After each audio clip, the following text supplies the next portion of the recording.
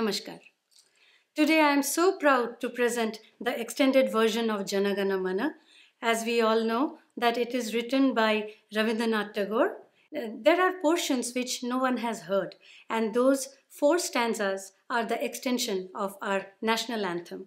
Today I am so proud to present the extended version, and it talks about the state, the multiple religions, and all Indian people who come under one nation, one flag, and one God, and that is Bharat Mata. Thank you.